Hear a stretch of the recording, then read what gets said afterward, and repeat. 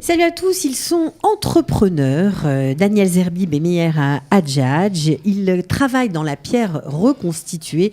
Un secret mis au point par Daniel Zerbib. Si vous voulez en savoir plus, si ça vous intéresse, restez avec nous. Coup de pouce, découvrez le savoir-faire et les idées des entrepreneurs au ligne.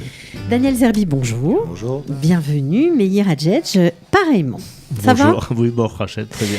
Alors, vous êtes tous les deux en Israël, respectivement, depuis 11 ans et vous depuis 6 ans. Vous êtes plombier de métier, Meir depuis 40 ans, je crois. C'est ça. Voilà. Et puis, attiré par, on va dire, le coup de main de génie de votre ami Daniel Zerbib, bien, vous avez lâché un peu la plomberie pour travailler la pierre reconstituée. Mais qu'est-ce que c'est que la pierre reconstituée, Daniel Zerbib ? Alors, la pierre reconstituée, c'est quoi ? Pour faire un parallèle, on pourrait dire que Hachem, béni soit-il, il nous a fait faire, d'après les géologues, les géologues, plusieurs millions d'années pour créer la pierre. Okay. Moi, j'ai pris un petit raccourci qui m'a permis de mettre à peu près 30 minutes pour créer cette pierre. D'accord, voilà. Donc c'est quelque chose dont vous avez le secret, hein, voilà. Vous ne l'avez pas encore breveté. Voilà, en fait, je suis monté sur les épaules des géants, c'est-à-dire que d'autres personnes avant moi faisaient ce genre de produit, enfin, à ce genre de travail. Non, mais c'était plutôt du ciment. C'était du ciment et de la chaux, avec du sable, et le résultat n'était pas toujours très probant, il y avait beaucoup de fissures, les dosages n'étaient jamais respectés, ça ne résistait pas aux intempéries.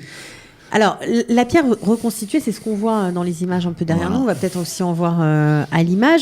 Ça a l'aspect de la pierre, la densité de la pierre. Et le toucher de la pierre. Mais ce n'est pas de la pierre. Et c'est pas de la pierre. Alors, c'est fait à base de quoi ? Mais ça devient de la pierre quand j'ai terminé.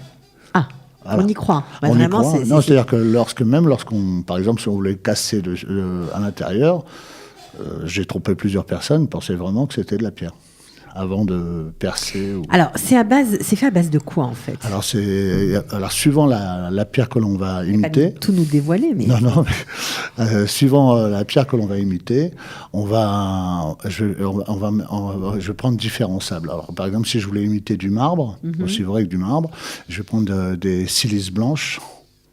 Alors, on va s'arrêter sur la photo qui vient de passer. On va voir, vous allez un petit peu nous expliquer. Du silice blanche, mais pas que. J'imagine que vous prenez d'autres choses. Oui, après, il y a différentes colles que j'associe selon un dosage très particulier, d'accord, que l'on prépare en pot.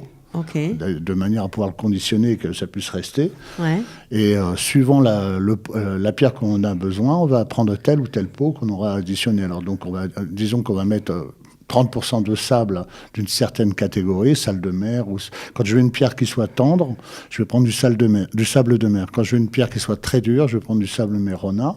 Quand je veux une pierre qui soit extrêmement lisse, vitrifiable, je vais prendre de la silice. Alors, on peut tout travailler, on peut avoir tous les aspects de la pierre. On peut faire quoi ? Du bois, du marbre ? Comme vous dites, la pierre, et pas seulement. On peut imiter l'acier. Okay. Bon, je ne vais pas jusqu'à la densité de l'acier, sinon on ferait des sous-marins en pierre. Et, on peut imiter le bois, mais de façon à s'y méprendre. Il n'y a que le toucher qui change un peu. La pierre, non. Les 500, tout au moins 400 sont vraiment trompés, mais au niveau de tout ce qui est visuel, on peut se faire avoir. Au centimètre près. Hein. Au centimètre près, pierre, bois, marbre, métal, briques, même de la brique de construction, c'est possible aussi. Complètement. Alors, je pourrais imiter un parpaing, si vous préférez. Un parpaing, bon, d'accord. Alors, Meir Hadjadj, pourquoi vous avez accepté ou vous avez eu envie de travailler avec Daniel ? C'est cette façon de... déjà, j'aime bien le personnage. Ouais, j'imagine. Hein. Je peux comprendre. Et franchement, ça m'a attiré quand j'ai commencé en tant que plombier avec Daniel. Hein. Ouais. Et petit à petit, il m'a amené à faire... à lui filer un coup de main sur les chantiers. Voilà, sur la pierre et tout. Et puis, j'y ai pris goût. Et puis là, plus ça va, plus j'arrive à la travailler, mieux je la travaille. Et vraiment, ça m'a vraiment plu. Ça m'a vraiment... Alors, il y a justement une photo là qu'on voit à l'image. Je ne sais pas si on se rend bien compte. Alors, on voit un mur avec un espèce de Netilat Yadayim avec la fausse pierre.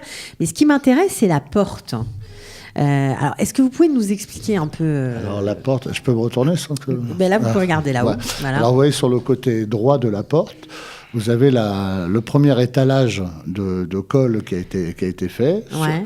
Et sur le côté droit, pardon, excusez-moi, sur le côté gauche de la porte, vous avez le premier étalage qui a été fait. Et sur le côté gauche, vous avez la pierre pratiquement finie. C'est-à-dire qu'on voit la forme de la pierre. Voilà. C'est assez impressionnant. Et au-dessus, vous avez le fronton qui a été fabriqué d'une seule pièce et entièrement sculpté. Voilà. Ouais, bah vous êtes des artistes. Ça a été sculpté à peu près en 30 minutes.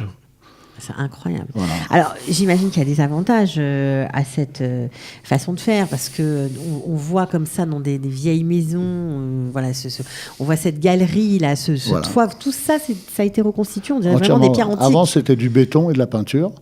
Et comme on était dans le Roi-Yehudi, ouais, il y a quelque chose qui clochait. Je leur ai proposé de faire ça. Et donc, je regardais les murs qui étaient tout autour de moi, je les imitais et j'ai remis en suivant vraiment les normes de construction. Combien ça vaut quelque chose comme ça? Par exemple, voilà, c'est ce qu'on voit là, l'image. Ça vaut combien? Si vous avez, par exemple, la porte, là, on a arrondi comme ça, avec ce fini. Faut compter à peu près dans une fourchette, suivant que le client marchande beaucoup ou pas, entre 12 et 15 000 shekels. Et si c'était de la vraie pierre faut compter à peu près entre 25 et 30 000 shekels. Ouais, donc c'est beaucoup moins cher. Beaucoup moins cher. Beaucoup moins cher. L'avantage, quand on met de la vraie pierre, enfin tout au moins avec ce que j'ai pu voir jusqu'ici, c'est qu'en général, ça reste très classique. C'est-à-dire que les pierres se ressemblent énormément, elles sont pratiquement toutes pareilles. Il n'y a pas cette magie des pierres anciennes. Tandis que lorsqu'on va sculpter, chaque pierre, chaque millimètre carré a été touché par mes mains et sculpté, et vraiment jusqu'à ce que mon œil même soit trompé. Alors, Daniel sculpte. Est-ce que Meir, vous sculptez aussi? Je prépare les formes des pierres. Les formes générales. C'est déjà pas mal. La forme générale. C'est énorme. Ouais. Et après, Daniel fait les couleurs, on rajoute sa touche à lui. Ouais. Bon, vous êtes un artiste en grand, quoi. Un sculpteur des temps modernes. Voilà, c'est ça. On va dire ça comme ça. Vous aimez la sculpture. Voilà, c'est ça. Ouais, forcément. Alors, on a parlé du prix, mais j'imagine qu'il y a beaucoup d'autres avantages à cette façon de faire, à ce produit qui s'appelle d'ailleurs Even Ameti, qui veut dire en hébreu la vraie pierre, quoi. La vraie pierre. C'est quoi les qualités de cette pierre, les avantages? Les avantages, bon, d'une part, c'est sa solidité, d'accord. Ça ne se décolle pas. Si jamais on veut faire une modification, par exemple, dans l'installation électrique, le problème avec la vraie pierre, c'est qu'on est obligé de faire des tranchées, et puis pour retrouver exactement le même marbre, c'est compliqué. Tandis que là, on fait les tranchées, on casse tout ce qu'on a envie de casser, et on recommence la petite sculpture sans refaire tous les murs. Ouais. Donc ça, c'est un avantage constructeur. Ensuite, vous avez un avantage, par exemple, si vous avez des murs avec des problèmes de rétivoute, de fuite, d'humidité, des taches noires sur les murs. Ça disparaît complètement. Après, on peut habiller... Voilà. On n'est pas obligé, avec ce produit, de faire de la pierre. Ouais. On peut faire un enduit mur complètement lisse. Ouais. Ou pour faire un art déco, design, hyper lisse, on peut faire ce qu'on veut, quoi. Ce qu'on a envie. Donc la pose est chère, mais comme la pierre, en tout cas le produit en lui-même est moins cher, c'est quand même très avantageux. Et puis c'est résistant. C'est extrêmement résistant dans le temps. J'ai un recul de 17 ans pour ça. Ça fait 17 ans que vous avez inventé le produit. Voilà. D'accord. Donc ça résiste à la chaleur, au froid? Chaleur, au froid, la pluie, le soleil. Il n'y a pas de décoloration. Donc pour l'humidité, c'est extra. C'est extra. Parce que vous savez qu'en Israël, les gens cherchent, surtout à Jérusalem, mais un peu partout dans le pays. Là, j'aurais un petit conseil à leur donner, si je peux me permettre. Bien sûr. Lorsqu'on a un problème de rétivoute dans une pièce, c'est souvent dû au manque de ventilation. Alors, je conseille à tous nos auditeurs d'ouvrir les fenêtres. Non, surtout pas. Il faut pas ouvrir les fenêtres. Non, parce que l'air passe de la porte à la fenêtre suivant un couloir. Okay. Donc, il faut que les portes et fenêtres soient fermées. En général, il y a des trissimes dans les champs, dans les pièces. Voilà. Et donc, on fait un petit trou avec une grille de ventilation dans le haut du trissime, droite ou gauche, et un trou aussi dans le bas de la porte. Et on met 2 petites grilles pour la ventilation. vous avez garanti à 200% votre problème d'humidité. Je pense que vous là. allez intéresser beaucoup de gens là. Voilà. Voilà, en plus, on a des petits trucs. Alors, qu'est-ce que vous aimeriez, bon, j'imagine, avec l'émission, avoir un peu plus de visibilité, vous faire connaître, etc. Mais je sais que vous rêveriez de travailler avec des gens qui sculptent le sable. Voilà, j'ai vu, quand on voit sur certaines plages, il y a des gars qui fabriquent des chevaux. C'est extraordinaire, très très beau. Des femmes ou des paysages même, des constructions. Eh bien, moi, je leur propose qu'avec ce produit-là, ça a exactement la même densité que le sable de sculpture, et de fixer pour l'éternité, enfin peut-être pas l'éternité, mais pour un bon nombre d'années, leurs œuvres qui sont magnifiques, et c'est dommage que la mer les efface. Ben voilà. Donc vous cherchez à former éventuellement ces sculpteurs exactement. de sable et les faire devenir des sculpteurs de pierre. Voilà, exactement. Parce pierre qu'on peut essayer d'imaginer un cheval courant au galop, ou une manade de chevaux courant au galop sur un mur qui ferait à peu près 10 mètres de long sur 3 mètres de haut. Essayez d'imaginer le réalisme que l'on pourrait atteindre. Extraordinaire. Alors, à part ça, vous avez bien sûr l'idée de déposer votre brevet qui n'est pas encore, c'est pas encore fait, quoi. Non. Voilà. Alors, est-ce que vous savez qu'on a un service business à lien chez Qualita qui aide les entrepreneurs? Alors, je viens de l'apprendre et éventuellement, écoutez, je pose ma candidature. Si je pouvais être en haut de la pile, ce serait super. Bon, on va lancer un appel à Sabine Ayache, voilà, qui s'occupe de ce département. Peut-être qu'elle pourra vous aider à déposer des dossiers sur nos chantiers pour Ouais. voir le travail, de quelle façon il est fait, de quelle qualité il est fait. D'ailleurs, j'invite tout le monde à venir voir ce que je fais. C'est la première des choses que je dis à mes clients. à déposer peut-être, voilà, alors ça, voir le chantier bien sûr, mais peut-être qu'elle vous aidera à déposer des dossiers pour une patente internationale. Amen. Qui sait? Amen. Bon, vous êtes fan, hein?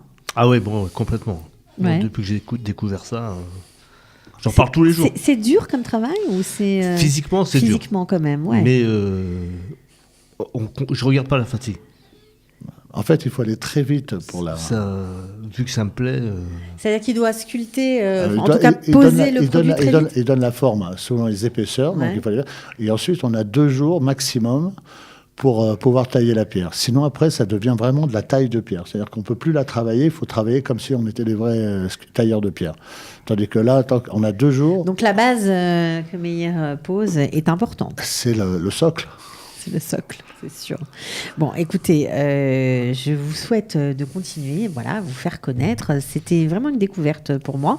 Even Amity, où on peut vous trouver? Vous avez une page Facebook, vous avez un site? Alors, j'ai un site qui est en construction, mais il n'est pas encore fait, parce qu'il était plus axé sur le jardin, parce que je fais aussi du paysagisme. Enfin, je suis tout corps d'état, je fais le binyan dans tous ces états. On a Mais compris. je ne fais que des travaux dans l'extraordinaire. Je fais pas de... Vous êtes un artiste, un vrai artiste. Je suis un peu fou. Un peu fou, d'accord. Bon, alors l'artiste fou Daniel Zerbib, c'était lui aujourd'hui, c'était son coup de pouce. On espère que ça vous aidera, voilà, tous les deux. Et Meir, qu'est-ce que vous aimeriez alors continuer à travailler avec Daniel? Ah oui, complètement. Faire d'autres choses, vous Complètement. étendre Oui, et puis... apprendre à sculpter? Oui, apprendre à sculpter, c'est la prochaine étape. C'est la prochaine étape. J'espère en faire un collaborateur beaucoup plus proche. Bon, eh ben, on vous le souhaite. En tout cas, merci beaucoup d'être venu, de nous avoir fait découvrir ce nouveau matériau. Voilà, enfin pour vous, c'est pas nouveau, mais pour nous, oui. Merci. Et merci aussi à vous de donner ce coup de pouce à des entrepreneurs jeunes ou vieux. C'est normal. C'est un pied à l'étrier exceptionnel. Bon, bah alors un batzlach, à bientôt. Merci Ciao. beaucoup. Coup de pouce, découvrez le savoir-faire et les idées des entrepreneurs au Lim.